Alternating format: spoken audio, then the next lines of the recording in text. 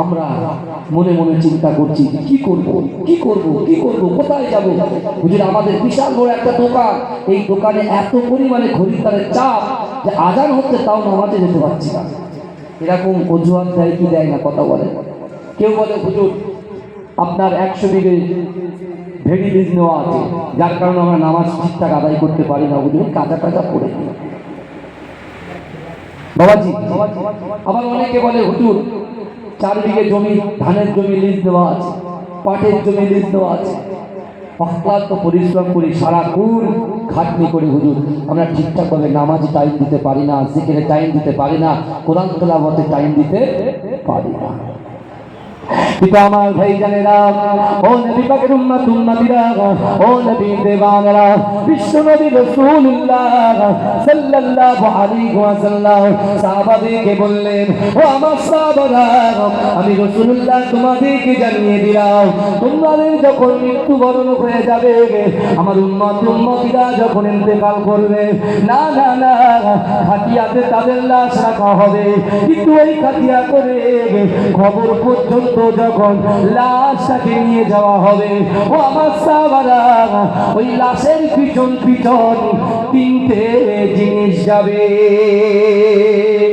কটা বলেন না আমার আপনার লাশের পিছন পিছন কটা জিনিস যাবে?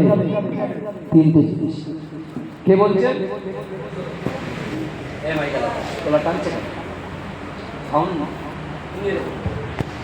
আমার গলা যা সাউন্ড স্লো, গলা যেন না টানে।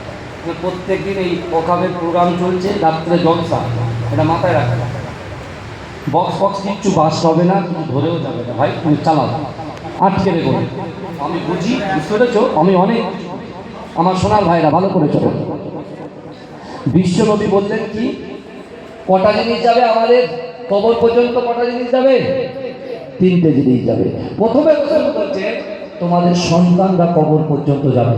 আজকে বাপ মা অক্লান্ত পরিশ্রম করে টাকা ইনকাম করে তাদের জন্য, কথা বলে সন্তানদের জন্য, তাদের লেখাপড়ার জন্য, তারা ঠিকভাবে তাদের মুখে অন্ন তুলে দেওয়ার জন্য, কথা ঠিক না ভুল? কথা বলে।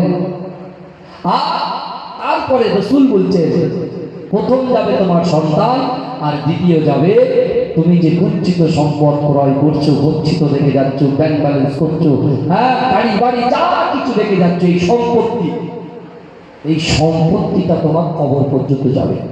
আমি আপনাকে প্রথমে কি বললাম যে সন্তানের জন্য আপনি বলছেন, সন্তানের দোহাই দিয়ে বলছেন ঠিকঠাক ইবাদত বন্দেগী করতে পারছি না, অর্থ ইনকাম করার জন্য বলছেন ঠিকঠাক ইবাদত বন্দেগী শরীয়তটা ঠিকঠাক পালন করতে পারছি না, এত ব্যস্ত এত ব্যস্ত, এত মিটিং, এমন এত মিটিং যে আমি শরীয়তে টাইম দিতে পারছি না। ভালো করে করে তাহলে 2টো জিনিস রাসূলুল্লাহ বললেন সাহাবাদেরকে, তোমাদের সন্তান কবর পর্যন্ত যাবে। মায়েরা ভালো করে চলে, এই শিক্ষাটা আমাদের রাসূলুল্লাহ হাদিস থেকে নিয়ে যেতে হবে যদি আমরা কিছু পেতে চাই, যদি ওই কবরটাকে আলোকিত করতে চাই। আমার ভাই, আমরা তো মাটির উপরের জলসা শুনি, এবং আজকে নিচের জলসা শুনি, কবরের জলসা একটু শুনি নাকি? কথা বলে না? তাকবীর দান তো, নারে তাকবীর, আরে চিৎকার দিয়ে দেন না, নারে তাকবীর। এসেছো একা যাবে একা, কেউ তো সাথে যাবে না, কবর মাঝে থাকবে একা, সঙ্গী রবে না গো, কবর মাঝে থাকবে একা, সঙ্গী রবে না। কথাটা ঠিক না ভুল? কথা বলে না।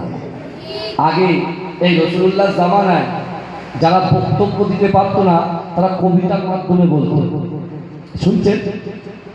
অনেকে সুরের মাধ্যমে।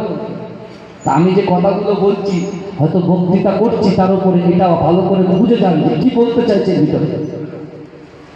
এসেছো একা যাবে একা, কেউ তো সাথে যাবে না, কবর মাঝে থাকবে একা, সঙ্গী রবে না গো, কবর মাঝে থাকবে একা, সঙ্গী রবে না।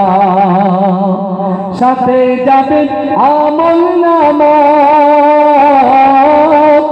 আর তো কিছুই রবে না,